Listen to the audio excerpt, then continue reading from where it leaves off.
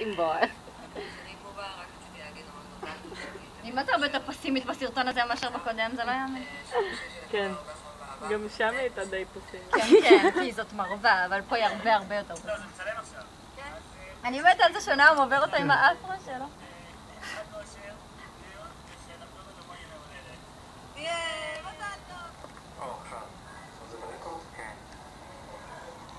נשמה, אדם טוב, מי ייתן, והחיים יהיו כל יום כמו לונה פארק. בירה סגורה בכלל.